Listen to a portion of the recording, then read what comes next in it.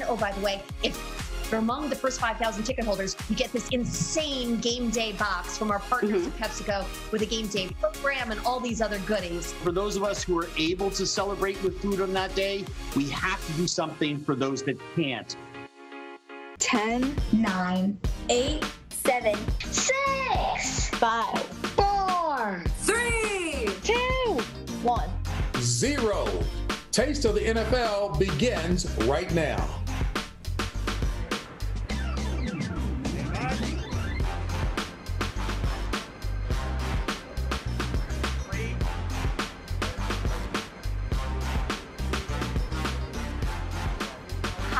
I am Alexis Glick, and welcome to Taste of the NFL at Home, and thank you to our incredible students who just joined us. For those of you who don't know me, I am the CEO of Gen Youth. I will be your host today, and boy, oh boy, do we have a great show in store for you. Today, it is all about food, football, and helping our nation's kids. We're going to do that by showing you how to make some great dishes with celebrity chefs Andrew Zimmern, Carla Hall, Tim Love, and Lashida Perry for your Super Bowl game day feast later on today. Plus, a special Chalk Talk hosted by my friend and Gen Youth board member, CBS's James J.B. Brown, featuring the most decorated boxer, male or female, Clarissa Shields, New York Yankee legend Derek Jeter, and two-time Super Bowl champion Peyton Manning about what is behind their hunger to win. Plus, we have some other surprises in store for you. Now, while many of you know our chefs and our world-class athletes, some of you may not be familiar with Gen Youth. 10 years ago, we launched this organization in Dallas at Super Bowl 45. Our mission is simple. It's to create healthier school communities. We do that in partnership with America's Dairy Farmers and the National Football League. Our flagship program, Fuel to Play 60, is present in 80% of U.S. public schools and supports 40 million kids daily. Like many of you, when the pandemic hit, we sprang into action, creating a COVID-19 emergency school meal delivery fund to get schools the resources they need to deliver vital meals to the 30 million kids who rely on them daily. The crisis revealed how little our schools have, and we have received well north of 40 million in grant requests for equipment to deliver those meals. That is why we are so proud to now be hosting our first ever Taste of the NFL live virtual experience with you here today at Raymond James Stadium. Taste of the NFL was founded 30 years ago by Wayne Kostrowski. We would not be here today without his support. And Wayne, I hope you're tuning in. Thank you. This is your legacy, and we're excited to carry it forward. In the last 3 decades, Taste of the NFL has teamed up with the country's top chefs, some of the league's greatest players, to raise money for food banks and food insecurity efforts across the country. Today, though, we are here on behalf of our nation's kids, of whom 1 in 4 are battling hunger. The need has never been greater. During parts of today's show, you will see messages asking you to text TASTE to 20222 to make a one-time $25 donation to Gen Youth to help tackle food insecurity across the country. But before we get into the show, I'd like to thank our partners, starting with America's Dairy Farmers, the National Football League. They've been with us from the very start, and our partners at PepsiCo. PepsiCo has been with us from virtually the start. They've helped us deliver tens of millions of meals, and many of their frontline workers are watching today alongside with teachers, farmers, grocery and plant workers, all of whom get food into our schools, on our tables, and on our plates. You are the frontline workers feeding our nation, and for that we say thank you. Join us today because as you're sitting at home, home gating with these rock star chefs, I would love for you to be a part of it on social. And if you know me, you know social media matters. So hashtag home gating, and you can tag Taste of the NFL at Taste of the NFL. We want you to be all over social media, sharing your recipes. Even if you're making mistakes in the kitchen, I'd be making plenty of mistakes, but we want to have some fun and build awareness at the same time. So speaking of fun, let's start some fun and get this party started. Joining me today are two of the best chefs in the country. Andrew Zimmern is a celebrity chef and TV personality with award-winning shows like Bizarre Foods. He's also a veteran host and supporter of Taste of the NFL. And we are lucky to have Andrew's great friend, renowned chef and restaurateur Tim Love, who, other than the fact that his Dallas Cowboys are not playing today, he's pretty fired up to be here. So guys, let's kick this up. Let's get going. And let's start with some cocktails. All right, Andrew, what are we doing? Has to start with a beverage. Everything about your Super Bowl home gating should be kind of over the top. A special drink, big loud food, something that diverts everyone's attention from the TV to the sideboard whenever it hits the table. Especially if you're on the West Coast and it's 8:30 in the morning, just get the cocktails going. It's Super Bowl Sunday. Well, you want to have something that the whole family can enjoy. So what I have here is a cocktail called the Southside that you can make family friendly with no booze at all in it, or you can throw a little splash of game day vodka in. I mean, it is game day. It is game day. It's game day. It's game day. And along with some fresh from Florida citrus, I have some limeade, some fresh lime juice, a little bit of sugar. Let's see if I can coax that into the pan. Freshly squeezed grapefruit.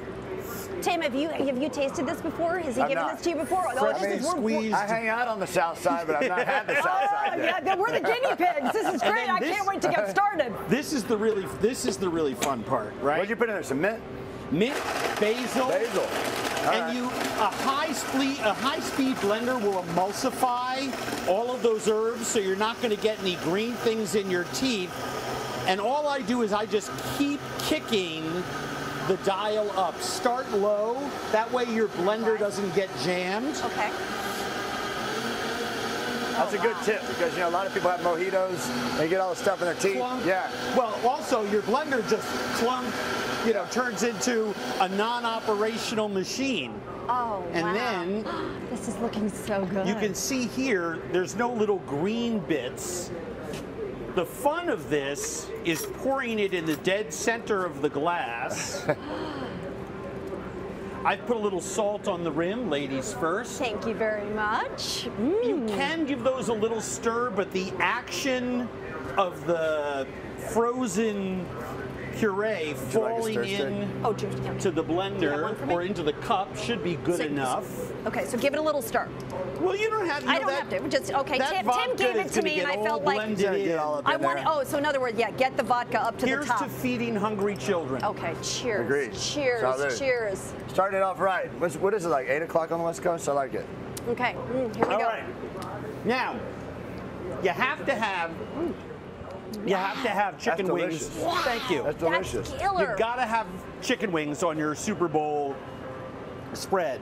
So I have a pan that I've preheated here, and I'm gonna do something that is often referred to as dry frying. I don't need any oil because there's so much fat in the chicken wings, right? So just put them flat skin side down. That's the exterior of the wing, not the interior. And then you're just going to want to get them nice and toasty brown on one side. Once they're nice and toasty brown, you can literally 15 seconds in the pan, and you can smell that aromatic roasted chicken aroma. I mean, it just is unmistakable, and you want that in the final product. We're going to add ginger, fresh squeezed orange juice, star anise and cinnamon. These are fantastic, fantastic herbs used in a lot of Chinese cookery, especially in northern China. Star anise adds that light licorice flavor as well. So people watching, where do they get those? Any supermarket carries star anise. It's just, it's on the bottom. Look at the rack where all the little jars are and go to S. Okay. Just a lot of people aren't there. Oyster sauce. S for cinnamon? C for cinnamon. Oh, I don't know. You said S. I don't know. It's S for star anise, C for cinnamon, T for Texas. That's how it works. Getting good. Ginger, One lesson at a time. zest. Huh? One lesson at a time. That's exactly We're right. going to get an education here today, too. So all we add is our cinnamon, because I can smell that chicken is already browning. I have a nice hot pan down there. So how I long might would as it well stay on the pan? How long would you have it on the pan for? Probably about a minute to 90 seconds to get a nice little hard sear on there. I'm up on a high temperature and I'm going to lower it to maintain a simmer. And all I'm doing is I'm adding my solid ingredients right now because I don't have to worry. I'm going to add some scallions to here too. I don't have to worry about adding liquid that's going to prevent these from searing anymore. And once the bottom is nice and seared, a little bit of sake and mirin, and a little bit of soy sauce. So, I mean, Andrew, how did you come up with this recipe? This is a classic Chinese master sauce that is often, if I had sesame oil in there, it would be called 3-cup chicken. And sometimes I finish this dish with sesame oil, toasted sesame oil. But once I learned how to make this dish in China, I came back and started working on it. I like the orange in there. I like the flavor of chicken fat. I'm a nice Jewish boy from New York. So rather than the sesame oil, what happens here, and chefs are trained, the magic of bouillabaisse is all the olive oil is emulsified into that tomatoey broth. It gives it that silken mouthfeel. With this, you emulsify that chicken fat into the sauce so it doesn't separate, right? So once this... But they can't actually understand at home right now is how good that smells. It's pretty powerful. That star anise and that roasted cinnamon. It really comes out. If you put that in your kitchen home, if you guys are home cooking that, you know you're cooking it right. It is really, really, really, really tasty. And then all you do is pour that sauce out on the plate so you're not spilling everywhere, and mound those wings in the center of the plate, and then you remind everyone in your family, don't eat the cinnamon sticks. The most important part. Now, once people are done with their wings, they're going to be dipping the bread in that sauce. The recipe that is online that people got if they signed up to view the program, or on my website where we have a video of me making these. And tasteofthenfl.com, you can find it too. Reminds people that the sauce is one of the reasons you make this. And like many master sauces in Asian cookery, you always make more than what you need, because the next day a half cup of that sauce goes into a stir fry or is glazed on ribs or stuff like that. Now, I turned this off. These are room temperature. Spectacular. So I know it smells divine. Here's the thing. Tim and I have known each other for like 20 years. So Tim whispers to me, Tim walks, I got here, 5 minutes later, Tim walks here. He's like, I better be eating some of those chicken wings. I'm really hungry. I didn't fly all the way to Tampa to not eat a chicken wing, I can tell you that. So a little bit of sauce on there. It is finger food. Let me find one here. Alexis? One that I can dip right in. I'm standing 6 feet. I'm doing my 6 feet angle here with you guys. That. Yes, 2 arms lengths with a plate in between. I'm being safe. It's worth pointing out, Andrew, like, because you let them steam like that, like how easy that separates right off. Perfect. As a matter of fact, and this is the fun thing. You cook them with the lid on for 3-4 minutes, and then take the lid off and let it reduce. And it just creates a melt in your mouth. It melts in your mouth. Lean. I'm leaning. White pants. What was I thinking? White pants. But that's, I mean, all especially the drummy. The drummy actually has more connective tissue in it than any other piece of white meat on the bird. So you really have to do that steamy thing. There you go. No. There you go. Thank you, my dear. But that's like great game day food, and the smell when that walks into the room. Usually, you know, along with all the other goodies that you have on game day, there's other stuff that this sauce goes great with. Barbecue being one of them. When I made this recipe, I mean, Tim makes some of the best barbecue in the whole country. And what I kept thinking of is how good that sauce would be on a slice of that brisket when you get there. Which is probably going to happen later. It'll happen. It'll definitely happen later. So let me just ask a question. This is your most popular recipe.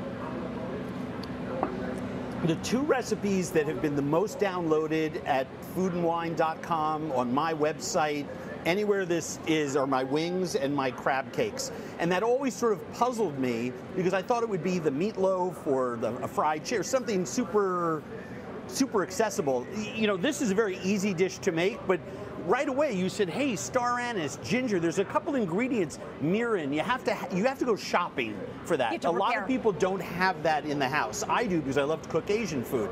But you really got to want to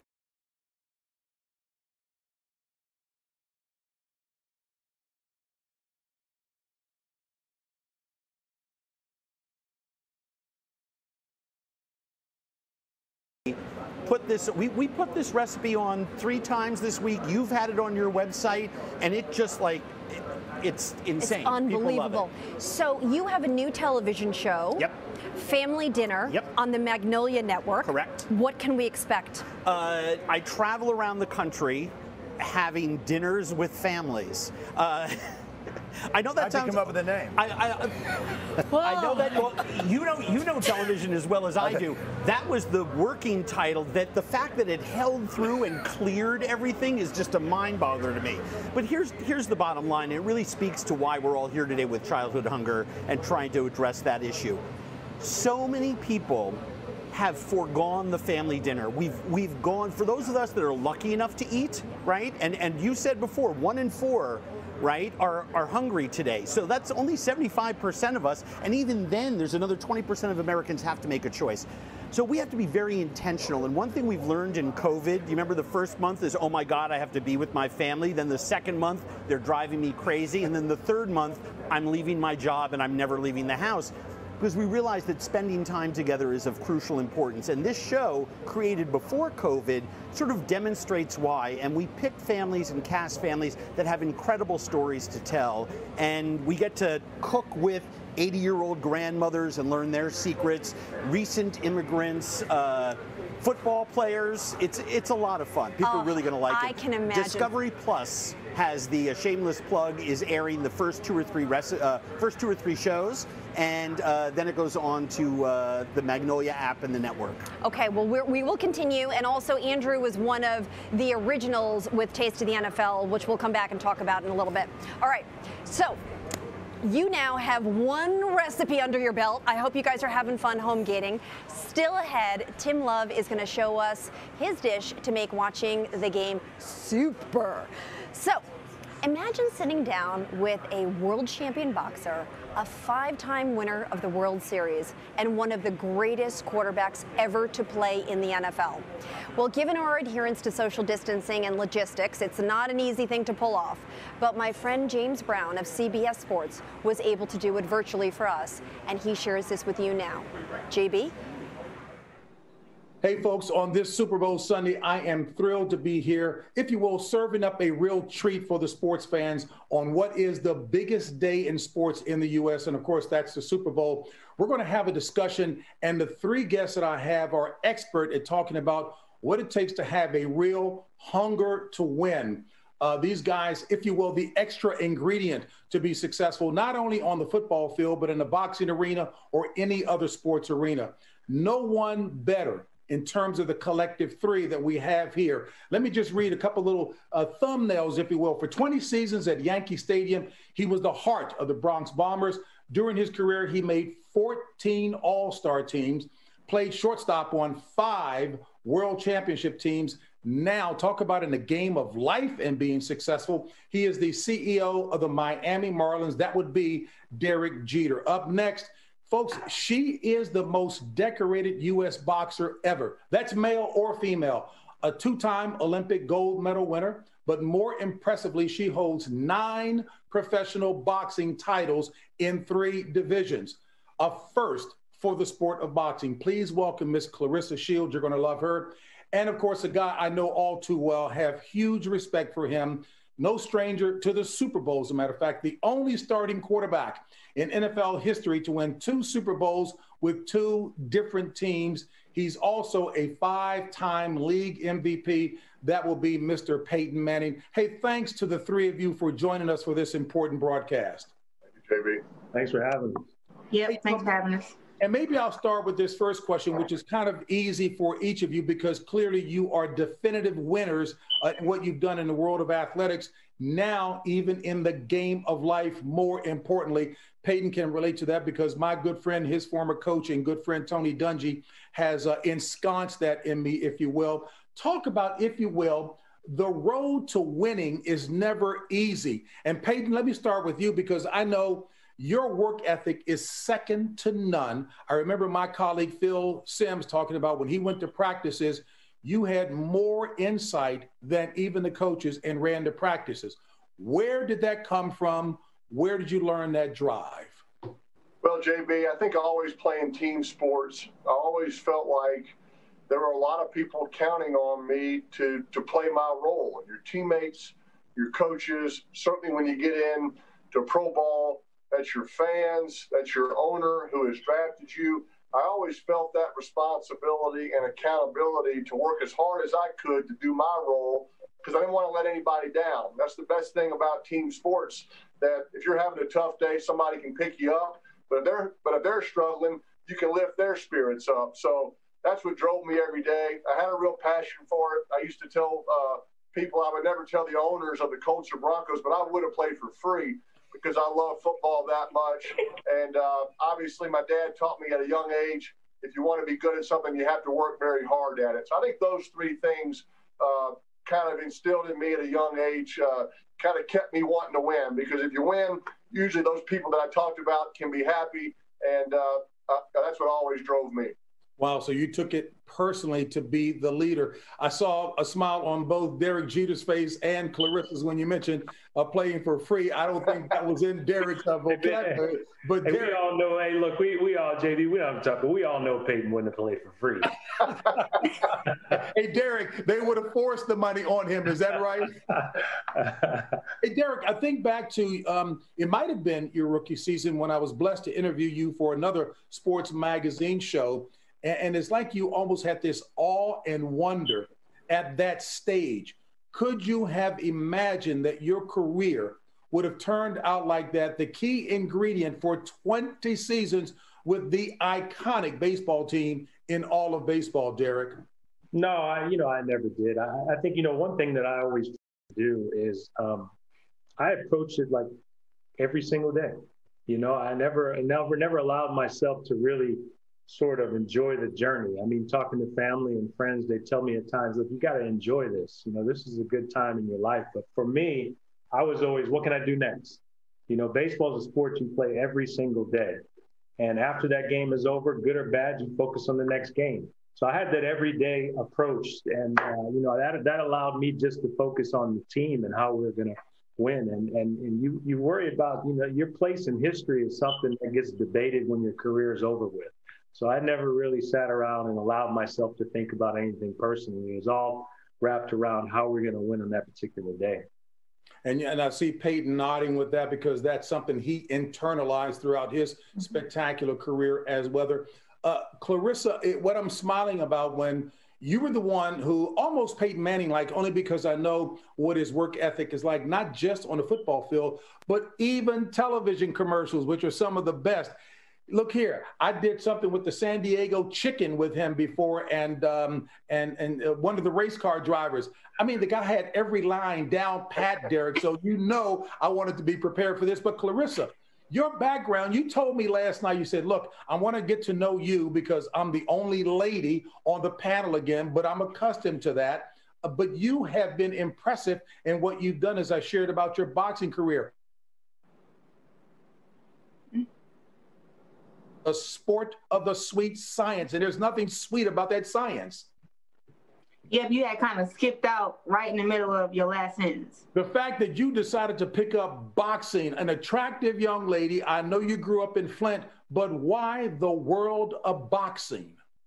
I really feel like boxing chose me. My dad was in prison from the time I was 2 till I was 9. And when he got out, one day he was just venting to me and he said, I wish I would have stuck to what I was passionate about. And I was a what, when, why. I asked so many questions and I said, what were you passionate about? And at that time, whatever my dad would have said, I would have did. And when my dad said, I love boxing, I decided that I would box so my dad could live some of his life through me. At the age of 11, women weren't even allowed in the Olympics yet until I was 17. So all the time from the time I was maybe 12 and 13. I started dreaming about the Olympics, and I was fighting and I was training. It's like it was the best thing for me to do. I was in a gym, and I was in an environment to where girls could work out. Well, I was the only girl, but I could work out and not be judged. You know, I actually ran track. I played basketball. I played volleyball. And a lot of the girls who were around me would be like, ew, you're sweating. And it's just like, yeah, that's what you do when you work hard. You know, so boxing it was a sport that gave me a lot of self-confidence. I was able to defend myself, you know, growing up in the hard streets of Flint. And I just really, I love fighting more than I should.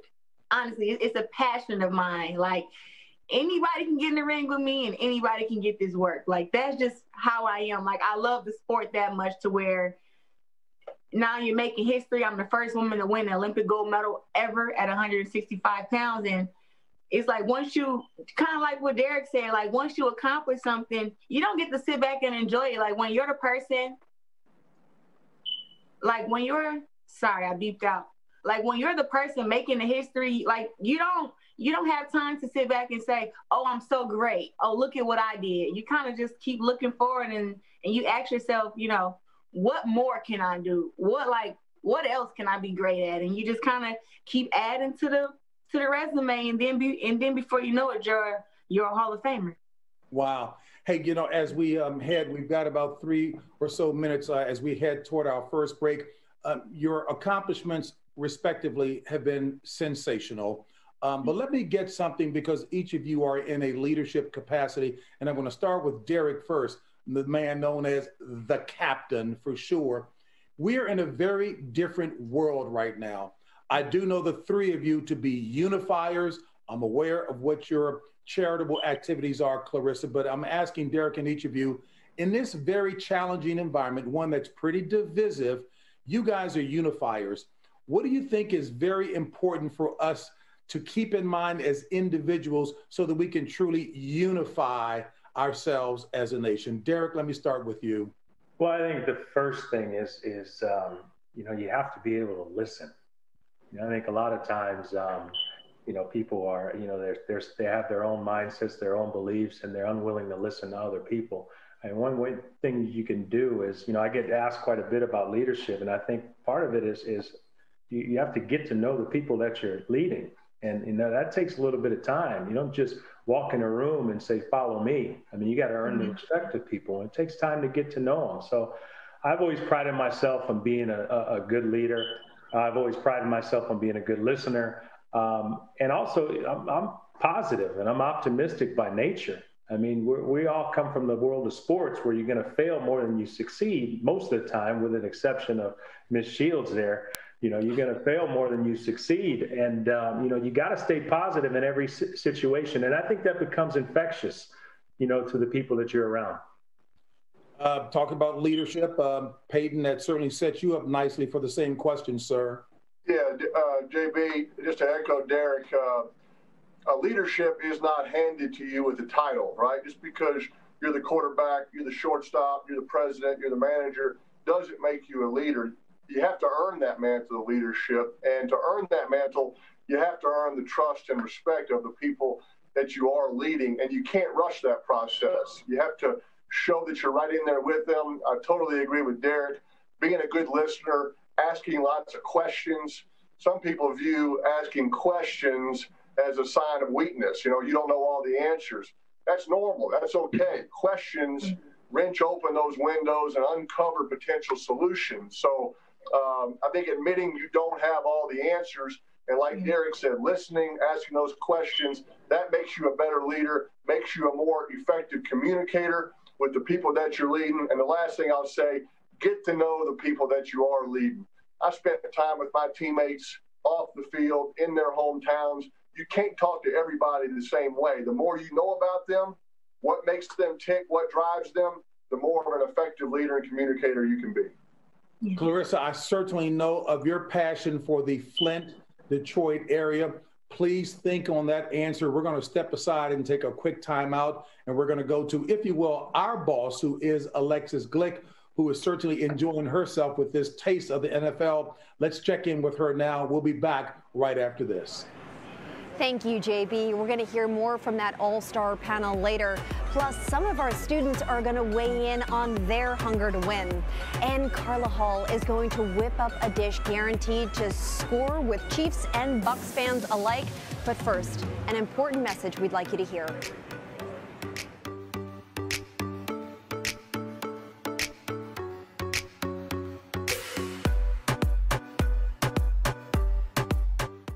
Every day, 30 million kids wake up depending on a school meal program for most of their daily nutrition. And when they don't have classes in school that day, they still wake up hungry. Today, there are new ways to get school meals to kids, but it takes new equipment, new resources, new delivery systems, and that means new money. Help us get food to 30 million kids by donating to Gen Youth's Emergency School Meal Delivery Fund. And let's leave hunger parked on the sidelines. Welcome back to Tampa. We are live just outside of Raymond James Stadium, home to today's Super Bowl and our special, A Taste of the NFL at Home. I'd like to say a special thanks to all of you who are tuning in, my friends at Aries Capital for making today possible. Thrilled to have you guys on board with us. Coming up, we'll hear from Derek Jeter, Clarissa Shields, and Peyton Manning more about their hunger to win. But before we do that, we asked some of our students about what's behind their hunger to win. Here's what they had to say. What makes me hungry to win is seeing how other people just go for their goals and they just don't give up. And that really inspires me. And I really love that. So I go for my goals too. The adrenaline in my blood when people clap and applaud for me. I'm mostly hungry for the win when I can show everybody the hard work that I put in now to be the player that I am. And also when my teammates have my back. Helping and leading others by setting a good example. The push to make myself be better than I was the day before and hanging out with teammates. What makes me hungry to win is the dedication and all the work I put in at that point. I want to be the best that I could possibly be at what I'm doing because it makes me feel good and proud. Being successful in life and overall being happy with who I am. Giving everything I've got to be successful and push myself to be the best version of me. Wow, just incredible. I love the passion and dedication they have to continue to succeed and to help others. Keep pushing along, guys, and you'll go farther than you ever imagined. Those Fuel Up to Play 60 students, amazing. So now let's head to Nashville, Tennessee to check on my good friend Carla Hall. Carla is an award-winning chef, a cookbook author, and a Gen Youth board member who made her mark in the culinary world as a Top Chef competitor. Carla, what are you cooking up for us? Hey Alexis, how are you? You look like you're having a really great time down there in Tampa. I'm so sorry that I can't be there with you, but I am in Nashville, in my hometown, with my mom, and it is just as fun here. I tell you, Super Bowl Sunday is all about the food for me. It's all about nachos and chicken and cheese and food, food, food, and more food. So today I am going to take probably one of the things that most people are having, and that is nachos. But I'm going to take Doritos, and I am making a biscuit with Doritos, and then I'm also making a pimento cheese to go in them. Taste of NFL at home into biscuit time! So I have my flour in here, and it's 2.5 cups of flour. And then in here, I have my baking powder, baking soda, salt, a little bit of sugar, and some ground mustard powder. And that's just going to go all in here. Okay? Then I'm going to mix that up. Okay? And now we're going to mix in some shortening. You can use lard if you have it.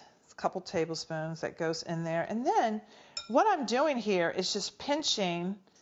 I'm pinching the shortening and then taking my thumb and moving it across my finger, starting with my pinky finger and moving it to the index finger. And I just keep doing that until all of the shortening is mixed in. You don't want to have pea-sized bits of it, because it'll give your biscuits kind of a wet texture, and you don't want that. Okay, so you take your handy-dandy grater, and I'm going to put it right in there like that. I have really cold butter. The reason that you need really cold butter is because butter has water in it. And what happens to water when it goes into a hot oven? It creates steam. And that steam gives you the lift. If you have warm butter, what happens to it? It melts. And that gives you something that's very sad. All right, so I'm going to toss the butter into the flour so that if my hands are hot, I have a barrier so that I don't melt the butter. I'm just going to grate my butter halfway first, and I'm going to get it off the grater, and then I'm going to toss this butter so that it doesn't clump up in the flour. All right. Alexis, I hope you're making these with me. When you get to the end of the butter, flatten your hand, because you don't want the tips of your fingers to get cut with the grater. Okay, and I'm just going to get all of that out. Okay. Now I'm going to add in a cup of cheese because, come on. Okay, a cup of cheese. Okay, and now I did not forget about our Doritos. So I'm going to open the bag just a little bit, because if you have air in the bag and you go to smash it, it's going to make a hole. So it's one thing to make a hole when you're doing a pass, but it's another thing to make a hole when you actually have the bag and it goes all around. Okay, just crush, crush. All right, that looks good. I'm going to measure some out. Okay. All right, can I tell you a secret? I've never made these before in my life. This is exclusively for the Taste of NFL at home. For you. Okay, I'm going to do 2 in there. All right. Oh my gosh, I hope this is good.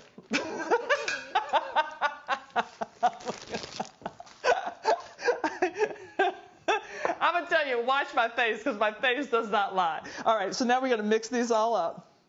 All right. Oh my God, this smells so good. Dude! Okay, I'm going to give myself a dude. Dude, this smells so good. All right, now I have my buttermilk. I get out of the fridge. Okay. Cold buttermilk. I make a little well. And then I'm going to pour the buttermilk into the center of the well. Yep. Oh shoot, y'all! I forgot my herbs. I have some oregano. Come on, let's get some oregano and some parsley. If you'd like cilantro, that would be good too. If you want to do dry, that was fine too. And you just cut them up. I just like fresh herbs. We're doing all of this cheese, so the fresh herbs are nice. All right, so in there it goes. I'm so glad I remembered that. It's just a nice little bit of green. Okay. So that goes in there like that. And now I'm going to mix everything up. Okay. Now, with this, you will see that I'm not stirring this with reckless abandonment. So what I'm doing is, this is why I want this stiff spatula. I do these little hash marks, almost like you're doing like hashtags. Hash, hash, hash. And then you turn it from the bottom. Hash, hash, hash. Turn it from the bottom. Okay. All right. Now I have my sheet pans. I'm going to spray my sheet pans because I like the bottoms to be crispy, and not a lot, just a little, not a lot of spray. Okay. All right. Now you can take a scoop if you have a scoop. I'm at my mom's house. She doesn't have a scoop. So I'm going old school. I'm just going to try to make them all about the same size. And you just keep going until all of the dough is on the sheet pan. All right, y'all. All right, so I'm going to get these in the oven. It is set at 450 degrees. They're going to bake for 15 to 16 minutes. And then while these are baking, we're going to make our pimento cheese. I have here cream cheese. I roasted a red pepper and took the skin off and chopped that up, but you can get something that is already jarred and finished. mayo, garlic, and cayenne in here.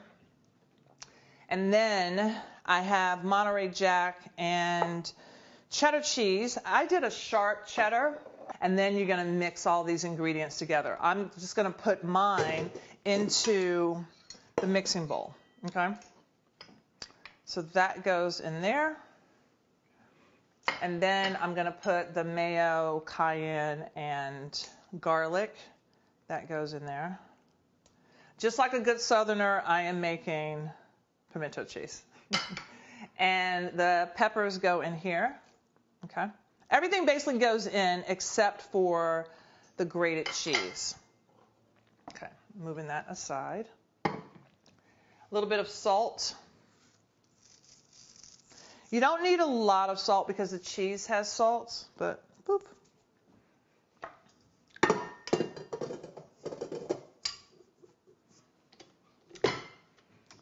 You ready? Let's do this. And you just mix this until everything is smooth, and mainly the cream cheese is all mixed into the mayonnaise. All right, once that's mixed, I just add in my cheese.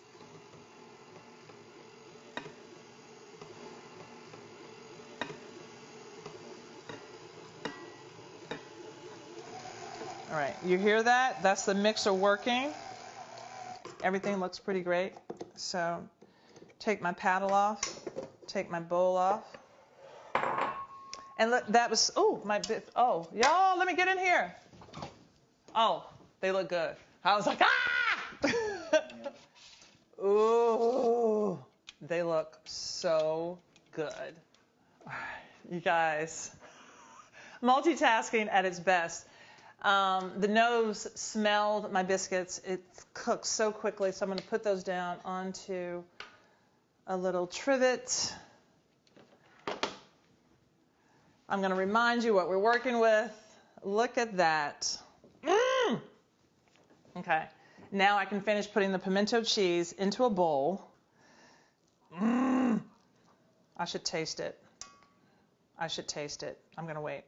How's it smelling in your house right now? What? Is it smelling good? Okay. All right.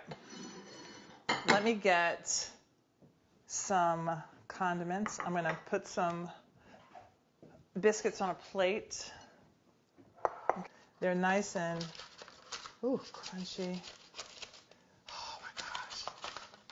Y'all. So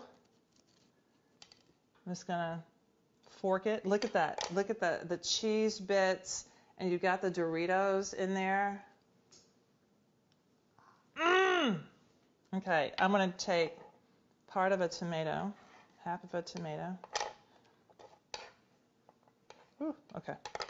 Some more cheese because, I mean, it's the taste of the NFL. Come on. Okay.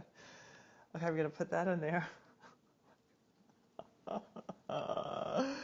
And to break up the cheese, I'm adding a tomato. All right. And then I'm going to put that on there like that. Okay. Okay. I have my nice little sandwich. You see that? All right, here we go. Here we go, y'all. Here we go. This is the first time ever. Taste of the NFL at home. That's a first. This is a first. We're together for the first time. Maybe. Okay, here we go.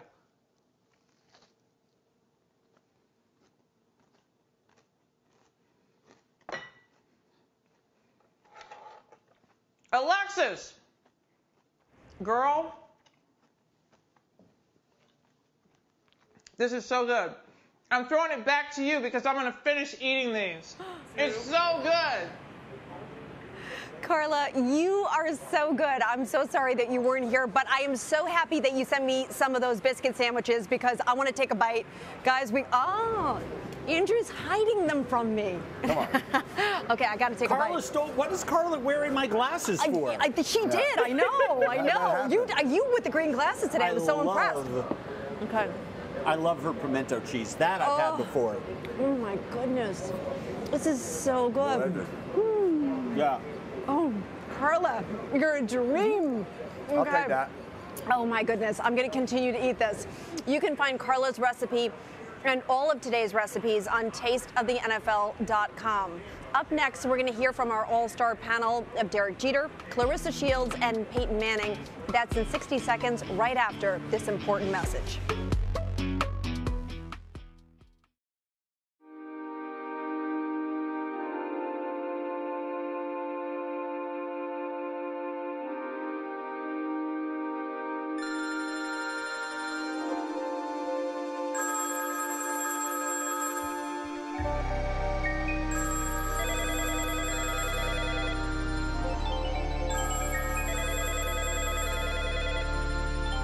Help tackle food insecurity in schools by supporting Gen Youth. Stand by. 5, 4, 3. Welcome back to Tampa and a taste of the NFL at home.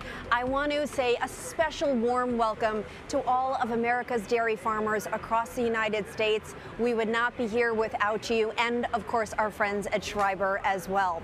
So here's a question for all of you. What goes through the mind of a champion athlete? What is their hunger to win? Let's rejoin CBS's James Brown, Derek Jeter, Claressa Shields, and Peyton Manning to find out. Alexis, thank you so very much. I'm thoroughly enjoying the conversation with these three winners here, Peyton Manning, Derek Jeter, and Claressa Shields. Claressa, when we left to go to Alexis, we wanted to get your thoughts, especially if you will, and let me simplify it by saying, what does it mean to you to give back, especially trying to strengthen the fabric of your community there in the Flint, Detroit area? Well, I just think that up in the Flint, Detroit area, like being a leader for me is just speaking up for those who don't want to speak up, those who don't have a voice. You know, I'm not just a trash talker in boxing, but I stand up for a lot as far as in my community. I give back water, I do coat drives, I do turkey drives. And, you know, being a leader is also looking at stuff being bigger than yourself. You know, I don't try to use the water crisis to help my career or give back coats or turkeys or whatever just to big me. It's more to really help my community and to kind of let all the young kids know that we may be going through a hardship right now, but it gets better. You know, we can all make the right decisions to have a better life. And sometimes when you grow up in dark places, you know, people only feel like it's a dark cloud around. But I always tell them, like, it's always a light at the end of the tunnel. When I was younger, walking through that same tunnel, so I really relate to them. I'm 25, so I'm not, you know, too much older. So I can kind of mingle with the younger kids, and they kind of, you know, see me as being hip, you know, even though I'm 25. But I still just try to talk to them and give the best advice and tell them that, you know, kind of what Derek said, be positive around other people, lift other people up. And then you can kind of build that environment to where people are around you and they want to be around you and they allow you to lead them. Because I'm the leader in women's boxing. I'm the head honcho, right? So I don't give orders. I kind of just speak up for all of us, and stuff that other women won't say, I have to be the one to say it. So sometimes being a leader, you can be the bad guy, bad girl, but you have to embrace that role, and actually people will follow because they want to say what you want to say. They just don't have the heart to do it and say it. So being a leader can kind of go being a good person, or it can go and being the bad guy a little bit. But either or, as long as it gets the job done, it doesn't matter sometimes to me. Hey, and real quick, that was Derek. Peyton. That was a real nice way of her telling us that we were old. Yeah, very nice way. Appreciate it. Hey, Derek, you're referencing the fact that she said I'm only 25. Yeah. Hey, look, I know the comedic wit that Peyton brings to the table, Derek and Claressa. So I'm glad he's not asking me, hey, JB, where's your gray hair? It's hidden up under this bad boy at someplace, rest assured. Hey, Derek, since you started this, let me ask you as well, too, because you certainly have had a heart for people in a very general sense, and no tougher place to be successful, and certainly Peyton knows it with respect to his brother Eli, who played for the New York Giants as well too. New York is a tough place, but you seem to have been Teflon man there because of your warm, giving, and caring heart. Talk about the kind of things that you felt you needed to do in New York to show your love, the heart that you have for strengthening the fabric of communities.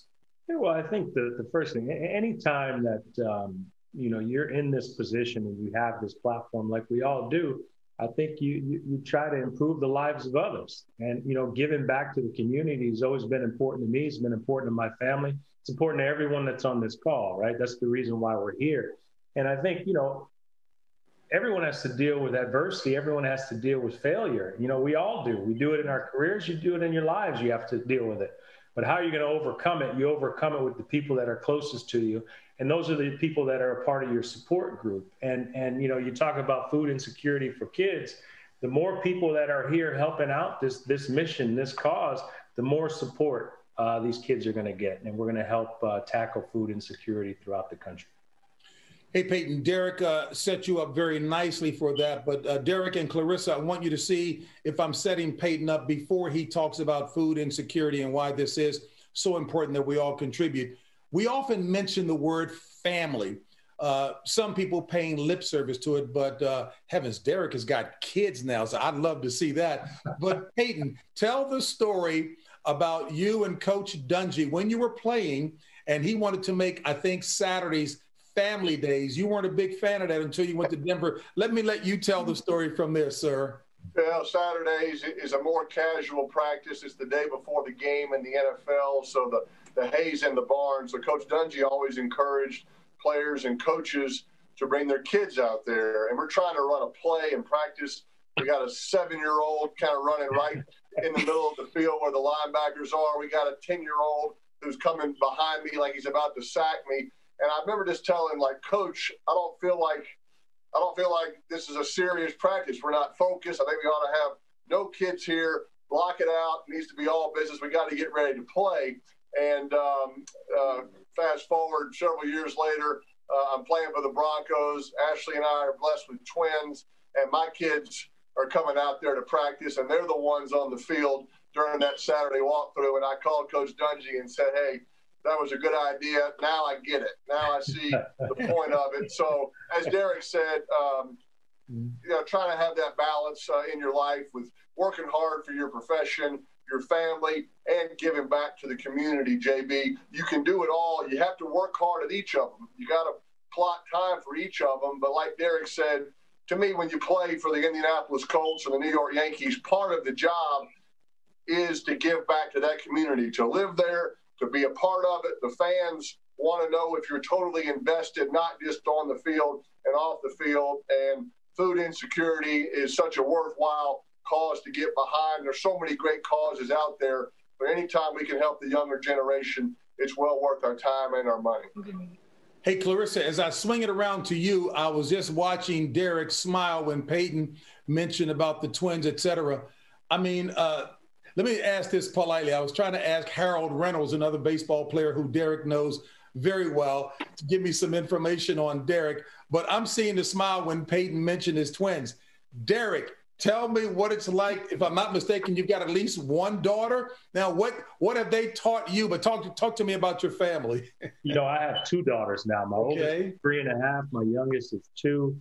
People tell me congratulations. I say, don't congratulate me, pray for me. I need a lot of help. But I tell you what, it gives me such an appreciation and respect for players that had families and had kids during their career. You know, me, I was too selfish. And what I mean by that is my career came first, and that's what I was focused on. And it's something that I wanted to wait till after my career was over with to have kids. And I tell you what, out of everything that's happened to me in my career, that is by far the number one blessing that I've had is having children of my own and get an opportunity to see them grow up. And I tell you what, my 2 girls are the best. And, you know, I just look forward to now getting an opportunity to see them have their own dreams and them fulfill their dreams and me be as supportive as I can for them. Clarissa, as you listen to 2 guys who are just slightly older than you, yeah, Peyton's got a daughter her age. Hey, not quite. Hey, Peyton, I really tried to do this right, but Derek is showing you what the locker room was. Absolutely. Off limits when it comes to athletes. And Clarissa, I know yours is a solo effort, but you talked about the importance of trainers. So I'm sure you can understand where Peyton and Derek are coming, jousting with each other. But Clarissa, as you listen to these guys and with the responsibility of being a parent, what you like to see them be, when that time comes for you, You're doing it right now for your community. What are you hoping the one lesson will be that you can inspire these kids in Flint and Detroit to be those who give back, especially with respect to hunger in the childhood ages? I just missed that. So what is the one lesson you're hoping that you can impart to the kids in Flint and Detroit about giving back, looking out for others? Yeah, I just hope that I set a great example of that. You know, right now I have a pay-per-view fight March 5th on pay-per-view, and I'm still in my city doing all kind of great things. So I tell all the kids to just, you know, one, do whatever your heart want to do. But as far as in the hunger that goes on, I try to tell people, like, it's okay to give back. It only takes a day of planning and actually a day of going and doing. You know, don't just send money, actually come and show your face, uplift the community. Just be that person who is actually there because it actually means something. You know, we can all, you know, send $1 million, you know, somewhere for help. But I like to tell, you know, it's a lot of athletes who come out of Flint. We got Monte Morris, Kyle Kuzma, so many NFL players. And I tell them, hey, just come back home, you know, spend about an hour, give back, talk to the kids. And yes, we'll be helping the kids with hunger, but also helping keeping them to be positive and make better decisions going forward. So, and also celebrities are a good person. You know, people tell us all the time, you know, celebrities are stuck up. We don't like taking pictures. We don't like talking to regular people, and they forget that we are regular people, you know. So that's why I really love to come back to Flint and kind of be there in person, talk to people, give back. And I hope that I'm setting just a great example by doing that, by my example. Too numerous to name for both Peyton and Derek, but Peyton, give me 30 seconds on the Children's Hospital that bears your name in Indianapolis and the why behind that. Well, JB, the thing I miss the most about playing football is being on that team. And now in chapter 2 for me, I find myself on different teams, and the staff and the nurses, the doctors, the support staff at Peyton Manning Children's Hospital may be one of the coolest teams I've been a part of because of the teamwork, working together to help kids get healthy, make their parents feel safer. I find myself competing in philanthropy, trying to raise more money for this cause than we did last year. Like I said, I'm honored to be a part of that team. Derek, let me give you 30 seconds on that, sir. Yeah, I mean, look, I like I said before, I think if you're in this position, you have to give back in a positive way. I started a foundation my rookie year in 1996, Small Families Foundation, and you know we've given back over $30 million in New York area, obviously where I used to play, West Michigan where I grew up, and down here in Florida where I live now, and it's for healthy lifestyles, prevention of drug and alcohol abuse for kids, academic excellence. And we wouldn't have been able to have this much success as a foundation without all the help and support that we've gotten from a lot of my partners throughout the years. And we'll return in just a moment to get a take on today's matchup between the Buccaneers and the Chiefs from our all-star panel. But first, let's go back to Taste of the NFL, the home base, and see what Alexis Glick has cooking for us. Thank you so much, JB. I can't wait to hear the panel's take on today's Super Bowl. But we are cooking up a storm here right outside Raymond James Stadium. If you could smell it right now, it is unbelievable. I am back with Andrew Zimmer and Tim Love. And for Tim, it's all about food and football. They go hand in hand. He is a renowned chef, a restaurateur from football-hungry Texas, and he's here with us right now to show some of his favorite tailgating treats, or for you, home gating. Remember, hashtag home gating as you're cooking alongside with us. But Tim, let's get the cocktail started. Yeah. I mean, Andrew made a beautiful cocktail, but it has been a little bit. It's been a little bit. So, we need some booze. Yeah, so I'm going to put you to work a little bit to squeeze some of these grapefruits. I mean, beautiful grapefruit right now, time of year. Oh. We're going to make a paloma, okay? Which is a dove in Spanish, right? That's right. My original restaurant's called Lonesome Dove, 21 years old, just became drinking age this year. Perfect. So why not have a cocktail? Am I doing this correctly? I don't know. You haven't done anything yet. There we go. My parents are laughing right now because I'm really not very good at this. A little simple syrup. And as soon as Alexis gets the grapefruit there you go. Squeeze and turn. So it's ice. Ice first. Yep. Simple and then syrup. A little tequila. It's been a rough year, so a little more tequila, you know. And then We've got these grapefruits that she's squeezing right there. Perfect job. I'm very proud of you there. Okay. You want the second one or no? Okay. And these are that's a nicely squeezed grapefruit. Thank you. I did something good. Those are fresh from Florida. That's right. Then we're going to shake this up a little bit.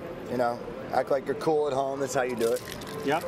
Get mixed well. Simple syrup is something. I have to separate you 6 feet. Super easy to make. Very simple. Right? Hence the name. But it's water and sugar. Water and sugar, just melt it down on the stove. Yep. And you know what? It's great for iced tea. We drink a lot of iced tea in Texas. So if you like sweet tea, make yourself some simple syrups. You're not stirring the sugar up all the time. And so that's what that is. Yes, and most people, if you're going to do one thing to change your drink game, do that. Right. Make yourself easy now. So easy. So this is just grapefruit, tequila.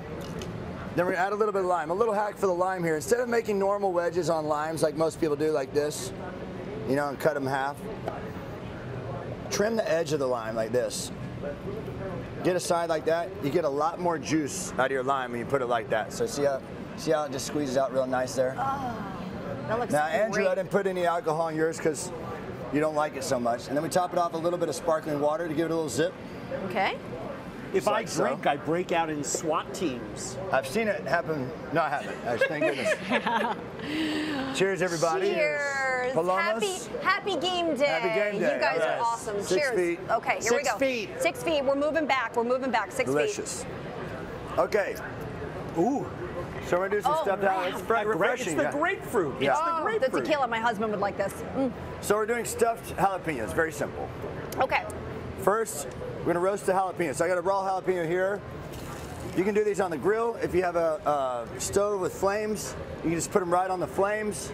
Another way to do it is put a little, like a cookie rack, a stainless cookie rack, and they'll sit right on top of the flames, or a cast iron skillet like I'm doing here. Okay. I like to put a little bit of peanut oil, gives a nice roasty flavor, and a little bit of salt. This also helps the skins peel later on. So we roast them just like this, and we get a nice char.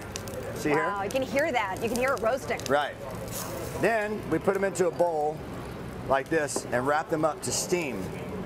So by steaming them, this also loosens up the skin. See there how it wrinkles up? Yeah. It's beautiful. So it just makes it so much softer. So then you come back and the skins peel right off. This releases all the oil for the chili. This is a nice, beautiful flavor. It makes it easier to work with than a raw chili. So we just peel them like that. And the idea there is just it's going to be easier when you slice it. And well, when you roast these chilies, like I said, it brings the oils out, so it gives a much better flavor than using a raw chili. And then you don't want this skin in your teeth, kind of like we did with the basil, right? So you can get a rag also, and it pulls the skin off like that. Notice he's not using water, so you still have that charred flavor on the flesh. Ah, yep. Yeah, when people peel chilies, they'll put them under water because it makes it easier, because it sticks to your, and you ruin the whole effect. You take the oil off the chili. Ah, so no water. That's no water. no-no. That's right. Okay. Come back, peel them. If you don't like your hands to get all spicy, put some gloves on if you like. I've done this a bunch, so I'm used to it. Some people just hit a paper towel or something, just wipe to wipe it off. But kind of like this. But the charred flavor, the blackened part of the flesh is really good. That's what you want. Yeah.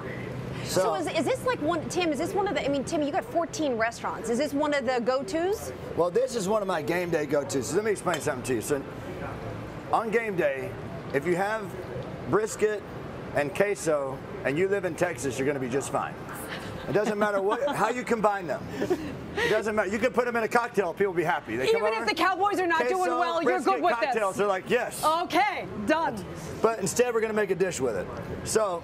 All right, we got about 4.5 minutes, so keep us going here. So split them open like this. And your son's a football player. He is. Plays football at Texas. So I'm going to show you how we do one of these here. Okay. So we get it open like that. Now we're going to take some brisket, which I've already chopped up. Okay. And if you live in Texas, you have leftover queso in their house all the time. But if you don't, you can go buy this. Okay. Tostitos. Put a little Tostitos put a little queso in there. like that. And then we mix in a little barbecue sauce. Okay? We mix all that up. Then,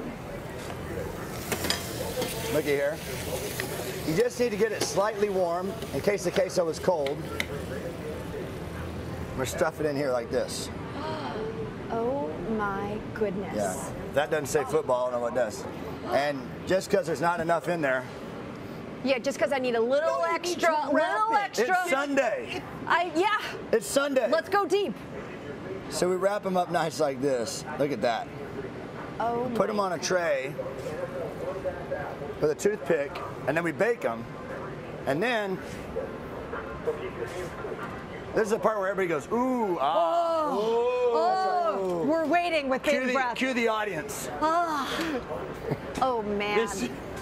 This looks amazing. This is the best part of the show. This is it. This is the moment I've been waiting for. I mean, come on now. So with your 2 daughters and son at home, is this like one of the fan favorites at home? Look, like I said, we're opening a restaurant soon that has a queso menu. Really? Is that true? Tableside queso menu. But you asked a question, though, that I think is really important. Like, do the kids like it? Tim's house is like my house. Noah literally thinks it's a restaurant, so he says, tonight, can we have like, whatever his favorite thing is? Well, that's the beauty of having you two as parents.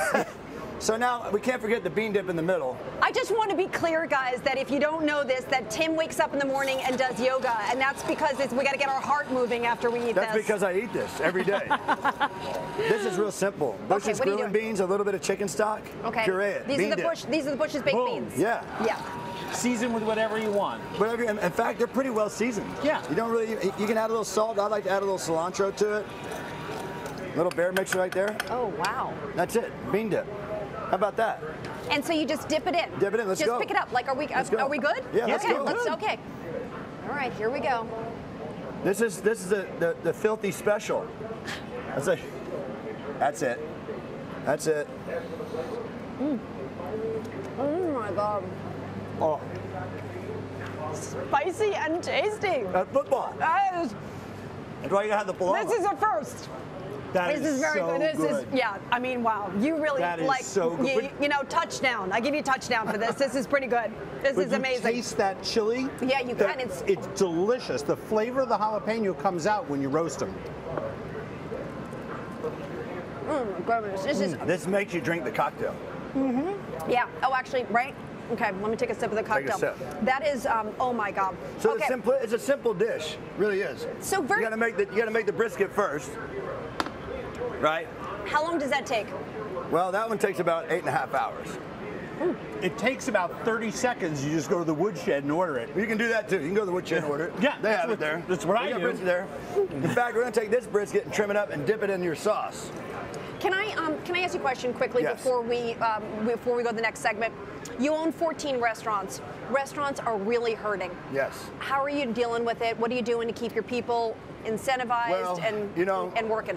We were one of the first people to open. We opened all 14 of our restaurants on the day that we could open back as safely as possible. I wrote the COVID playbook for our state and our city. Very safety forward, but the thing that we can do is get people back to work as safely as possible. I think that's going to give people a lot of energy, right? That's why we formed the Independent Restaurant Coalition. We've been fighting for that. I went and fought the president to get more time on the PPP. We're doing everything we can as a group and individually. And I mean, Andrew's involved in it. All we can do is just keep doing things as safe as we can and get people back to work. It's really, then we can feed more people. Absolutely. I'll tell you one thing. Leaders like Tim, I fully spend in COVID 30-40% of our time trying to help our states and our national programs and feed hungry kids. I mean, that's just the way. There's so much work to be done. And as chefs and business owners, we're at the intersection of health and immigration and job rights and equality and social justice issues in food, farming, ag. It all comes through a restaurant. You guys are amazing. I mean, honestly, two of the most unbelievable people. Okay. These recipes have been amazing. Okay, so now, thank you to the two of you guys. You guys can keep drinking and eating. Okay, now we're gonna move to a little bit of dessert. So, Chef Lashita Perry is a lover of all things sweet and a creative force in the kitchen. She is an award-winning pastry chef and the winner of Food Network's Sweet Genius. She's taken us right into her kitchen. Chef? Hi everyone, I'm delighted to join Gen Youth and Taste of the NFL from Los Angeles, the home of next year's Super Bowl. I grew up eating brownie ice cream sandwiches. So when I was thinking of this dessert, I'm like, okay, what flavor ice cream do I want it to be? And rum raisin came to mind since I'm using Ocean Spray, Craisins, dried cranberries. I'm like, okay, let's replace those raisins with the cranberries. Instead of rum, let's use Grand Marnier because cranberries and orange is like the classic combination. Craisin dried cranberries are not just a snack, they're versatile too. You're probably wondering, Lashita, what is a semifreddo? A semifreddo is a very popular Italian dessert. It means half frozen. It has the texture of a mousse meets an ice cream. So let's get started. Let's go ahead and sandwich them. We have our brownies, we have our semifreddos. So I'm going to take 2 pieces of brownie because in order to make a sandwich, you need a top and a bottom, correct? And I'm just going to place them right on top, making sure that the flat side is the top and the bottom. Then I just place it onto my board, press it down a little bit, and you just repeat this process until all of the semifreddos and brownies have been used up.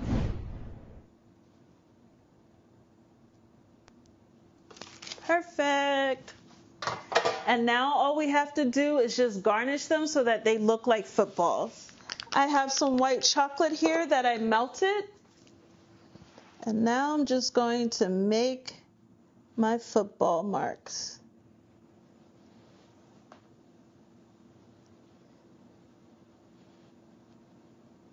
Another cool option is to add an edible image. And I actually have one here that's Taste of NFL as well as Gen Youth. I thought that was a super cute touch.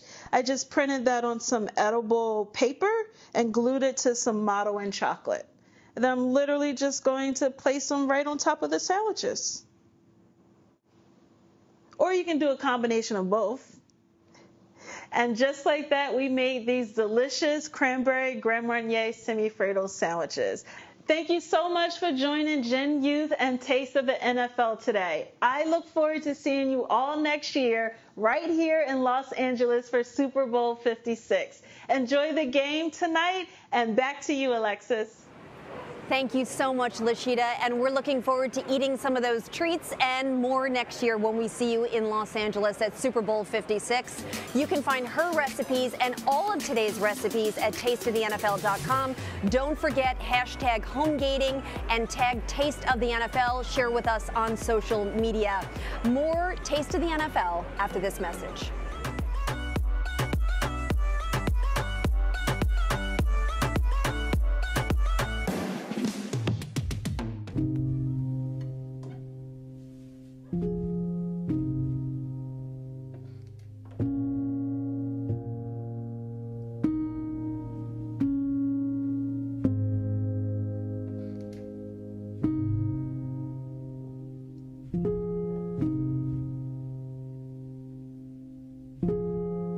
Help tackle food insecurity in schools by supporting Gen Youth.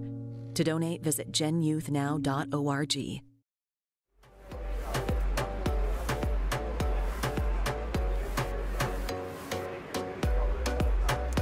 Welcome back to Taste of the NFL at Home, and a quick word of thank you to my friends at SAP and RBC Capital for their incredible support. We are thrilled to have all of you with us today. Well, we've talked a lot about the challenges of food insecurity and the importance of children staying active today. Now I'm joined by someone who carries out those missions every day, even though she's only 10 years old. Amaya Brannon is this year's NFL Play 60 ambassador, winning the NFL Super 60 contest that is part of NFL Play 60, an initiative to encourage healthy eating habits and physical activity among children. And she's a member of one of our programs, Fuel Up to Play 60. Wonderful to have you here. Oh my goodness, what is this like for you? You've been here all Super Bowl week. You've been talking to quarterbacks and celebrities and on television. I mean, are you just in awe and shock of what's happening? Yeah, when I won the competition, me and my family just thought we were just going to get tickets from the Super Bowl. But then all this happened. I was on GMA. I was at the Films crew. I interviewed Tom Brady, Gronkowski, and Mahomes. It's just a relief, and it's an awesome experience to be in. You are 10 years old. You're in 4th grade. I have an 8-year-old at home, and I can't imagine what this is like. Have you been intimidated at all? Has anyone scared you, or who's surprised you the most? Well, especially Tom Brady and Gronkowski and Patrick Mahomes surprised me because I never knew I was going to be able to talk to them. Again, I just thought I was going to the Super Bowl. I did not know any of this was happening. I had no clue. Oh, what a great surprise. And tell folks, what is your role in today's game? My role in today's game is that I get to toss the ball for the third half. Are you nervous? Are you a little bit nervous or no? I'm not nervous at all. No? So what are you telling all your friends and family and classmates at home? Is everybody calling you and emailing and texting, and like, what are you telling everybody? Well, all my friends are like cheering me on, and I'm really glad I have friends like them because they really helped me a lot, and it's just, I'm really excited that I got to be in this position and that all my friends at home are cheering me on. What does it mean when you think about the importance of eating healthy and being active, and you're the face and ambassador of that? Why is that so important to you? It's important because if you stay healthy and active, you can achieve great goals in life, and that's what most people want. That's absolutely right. So just between us, who was your favorite guy that you talked to? Which of the NFL players was your favorite? Oh, geez. I'm just going to say all of them. They have very good personalities, and all of them show good sportsmanship, whether they lose or not. So I'm just glad I got to talk to all of them. I think the next thing you should do is maybe consider running for president, because she's a great politician. Okay, Amaya, last thing before we go. If you guys didn't know this, she's from Tampa, but I'm just wondering, who are you picking today? The Bucks. You are. And how much do you think the Bucks are going to win by? I think maybe like by 1 or something. I think it might be a close call. I think they'll be close. But I've been a Bucks fan ever since I've been to the game against the Chiefs from last season, and I didn't even know any of the players. I didn't know Tom Brady. I didn't know Gronkowski. Nothing. I just liked them because they were my first football game team I've ever been to. So I'm just really glad, and I think even though the Chiefs kicked their butts last game, I think they can come back. All right, let's see if they do that. Amaya, you are wonderful. Thank you for joining us. Good luck today. We're going to be watching you on the field, and thank you for all that you're doing. We love that you're part of Fuel Up to Play 60. You're amazing. Thank you. Thank you. All right, well, of course she rooted for her home team. Now let's check back in with James Brown to get our all-star panel's take on today's Super Bowl. Okay, folks, we're back here for the final segment of this Taste of the NFL. Our theme, of course, is this: a hunger to win. And as big a winners as each of these guys are, surely they've got some thoughts about today's outstanding matchup that we at CBS are going to be thrilled to be hosting. The Tampa Bay Buccaneers, first NFL team ever to play a Super Bowl on their home field, taking on Patrick Mahomes and the young guy. Oh, my goodness. And he is really something sensational. And he's going to be going against a 43-year-old. That would be none other than Tom Brady. Clarissa, your thoughts, who's going to win and why? I got to roll with the GOAT. I got to roll with Tom Brady. He's been around for a while. And every team he goes to, he either makes it to the Super Bowl or he wins the Super Bowl. The fact that he can go to a new team and take them all the way to the Super Bowl, it wasn't just him, but he can bring that winning energy. I feel like Tom Brady's going to bring it home. Wow. Look here, we need to have you as a guest on the show. That was as succinct and clear as possible. Derek Jeter, the captain, your thoughts. And you're not setting me up for any predictions here. Look, I love Tom. Obviously, he's a Michigan man. Big fan of his throughout his entire career. Patrick Mahomes, I faced his father. So I've seen Patrick since he was younger. So, I mean, you're looking at someone there that's going to have a long and hopefully successful and healthy career. But you're not putting me on the spot here. This is Peyton's job. I don't know enough about football. Oh, yeah. Hey, Peyton, did you see him wink as he threw it to you? Go ahead. I mean, I think Derek is really just recusing himself because he's providing room and board to one of the quarterbacks in the Super Bowl, right? That's just, it's probably Very not true. fair for him to make a prediction since he's providing lodging for Tom Brady. JB, it's going to be an awesome matchup. It's the two best teams playing in the Super Bowl, and it's kind of the old school versus the new school. Tom has done it for so long, and like Clarissa said, to go to a new team in a pandemic-shortened offseason and to form a bond with his teammates and coaches, that tells you everything about his work ethic. He's going to be ready to go. Playing in their home stadium, that's going to be tough to beat. But Kansas City, they were there last year. Pat Mahomes is the most exciting player in the NFL. Saw him play in person 2 weeks ago when they played the Browns. They are fun to watch. They're going to be ready to go. It's going to be a great game. I'm not going to give a prediction because I have so much respect for both of those quarterbacks and those coaches, but it should be a great Super Bowl. Hey, Clarissa and Peyton, can we say, by the way, look, Harold Reynolds would have my neck. Can we say congratulations to Derek Jeter getting in the Baseball Hall of Fame? 397 voters. I don't know who the one was who's gone undercover that didn't vote for him, but congratulations, Derek Jeter. Thank you. Congrats, bud. Derek, congratulations. Thank you, guys. I'm pretty sure the one voter was probably a Red Sox fan or a Red Sox voter. Right, JB. That's pretty safe. Hey, Peyton, better for you to have said it than me. Clarissa, Derek, Peyton, thank each of you so very much. We appreciate it. And more importantly, what you're doing in the game of life in a Hall of Fame career, contributing to the success of others. God bless each of you. Thank you. Thank you, JB. Thank you, Clarissa. See you, Derek. Yep. All right, we'll see you guys. This has been a fun and meaningful conversation with my guests. Big thanks to them, Clarissa Shields, Derek Jeter, and Peyton Manning, for this special conversation. And of course, I hope to be seeing many of you on CBS in just a little bit as we commence our pregame coverage on the NFL Today. But for right now, let me turn it back over to my friend, Alexis Glick. Thank you so much, JB. Such great insights there. It was such a pleasure to listen to you guys. Peyton Manning, Clarissa Shields, Derek Jeter, thank you for joining us on today's program. And Peyton, congratulations on your Hall of Fame nomination. Up next, one of the NFL's most popular quarterbacks joins the chefs and me for Super Bowl lunch you can make every day. But first, an important message about food insecurity.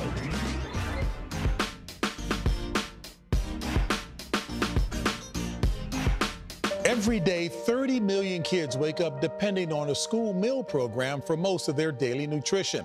And when they don't have classes in school that day, they still wake up hungry. Today, there are new ways to get school meals to kids, but it takes new equipment, new resources, new delivery systems, and that means new money. Help us get food to 30 million kids by donating to Gen Youth's Emergency School Meal Delivery Fund.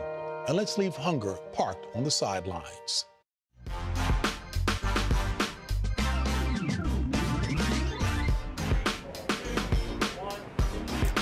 Welcome back. We are about 6 hours from kickoff for the Super Bowl, but we still have plenty more for you right here at Taste of the NFL.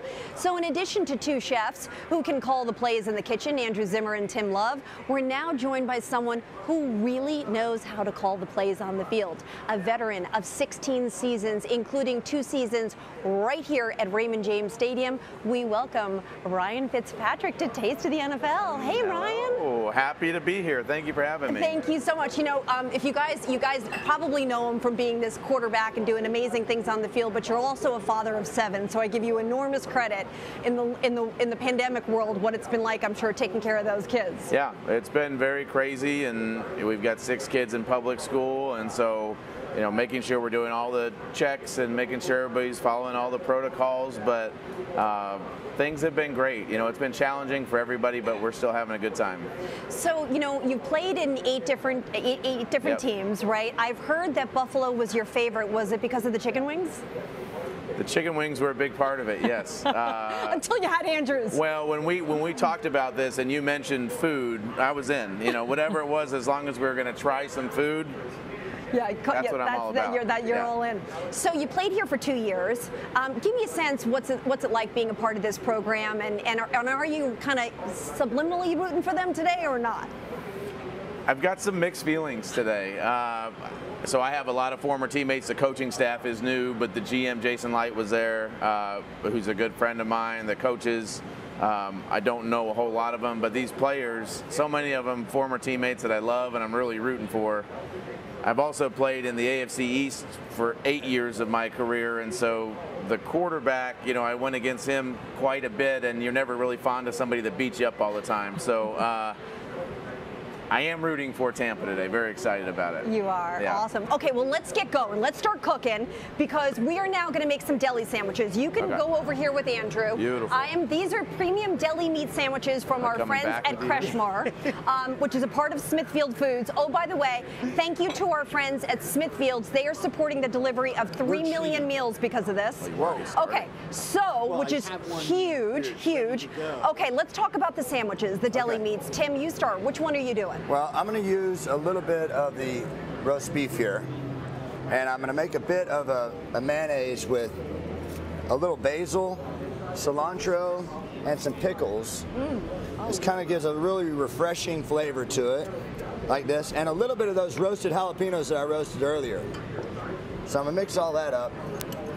And like Ryan, tell me, right, with the 7 kids at home, I got 4, you have 1, you have 3.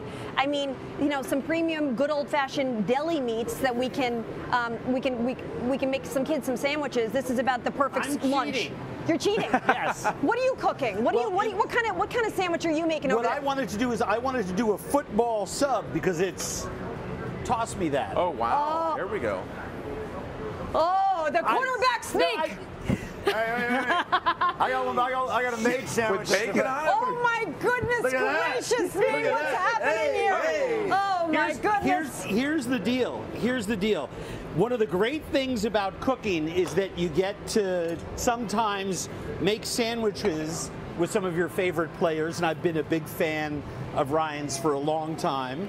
Won me a lot of fantasy dough, I gotta be honest. Thank you. Look at that. Yeah. Wow. But what I wanted impressed. to do is I wanted to do something toasted, right? I mean, you want to do a wow on the Super Bowl cutting board. So I'm doing caramelized onions, Swiss cheese, tomato, ham, and it's these caramelized that you like Tim's roasted peppers. You cannot go wrong. We're cooking Okay, wait. Wait. Can I want to steal some of that ham. Can you give me some of that ham? Then over there? cheese. I just, yeah. Oh my God, this Wonderful. is like, Ryan, I'm don't let excited. up. Put Okay. more cheese on top of that. Oh, of course. Well, let me. You got we 2 don't, pieces? Let's Oh my God. Oh don't my cheat God, the this cheese is so here. good. Okay, let me taste We're not yours. going to cheese cheat. Now look. What? Okay. Oh my gosh. Mine's so good it doesn't need any cheese. I just use the meat. Oh my goodness. I just use the meat. Look at that, with the bacon around my it. God. Come on. No, of course.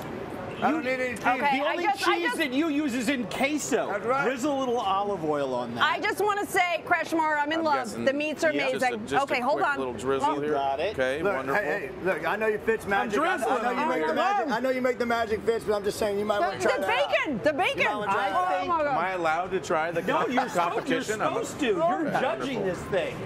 Did you use Now your own brisket? Wait, is I this did a not put the competition? brisket, All right, give that's- me your Why ham do I- sandwich. why do I I'm use gonna the go with brisket like You're that? taking Awesome little meat. bites. I'm going with the big. Oh, go big, go big, go big or go home. Let's go. Go. Oh my God. Oh. Uh-huh. Do I? Oh, So good he can't even talk. I can't It's pick so your good he bowl. can't even speak. So good. Oh my God. Oh my God. Listen, I mean, Tim, wow. don't you want Okay. something crispy, Who are you- warm, and crusty? I do. I've lost control of the show. Okay, who are you picking? I got to go for Tampa Bay. Tampa Bay. I'm sorry. We know you're Tampa Bay. I'm Kansas City. I'm Kansas City. Kansas City. You know, the Texas Oh. Tech kid. I got to root for him. Do I hear any applause for Tampa Bay? There's no one around here. It's just us. Okay, I'm taking my big glass of milk right now. Oh my goodness. Okay, this was just amazing. You guys are phenomenal. I want to thank all of our partners. First and foremost, I want to thank our friends at PepsiCo. Thank you for being a part of this from day one. Stephen, couldn't have done this without you. As I mentioned earlier, America's Dairy Farmers, the National Football League, our chefs here in Tampa with us. Tim, Andrew, you guys are amazing. I mean, I can't say enough amazing things about these souls. From day one, when we said we're going to go do this in Tampa outside the stadium, they were all in. They care about kids. They care about it from their heart. Carla and Lashida, I know you were remote. Thank you so much for joining us. The athletes, the extraordinary athletes, my great friend James Brown, I'm going to be tuning in to you today. Derek Jeter, Clarissa Shields, Peyton Manning. Wow, that was one of the best chalk talks I have ever seen in my career. And our ingredients friends, Ocean Spray, Bush's Baked Beans, Kreshmar from the Smithfield family. Thank you guys so much. And all of my family and friends. I just want to finally say, this takes a village. The number of people have been a part of this, I can't thank you enough. Brian Donlin, all the guys behind the camera, my team at Gen Youth, all of this is about kids. At the end of the day, we have to remember no one in this country deserves to go hungry. Please support us in any way that you can. And thank you for being a part of the first ever Taste of the NFL at Home. We will see you next year in LA. Have a great game day. Enjoy, guys. Thank you.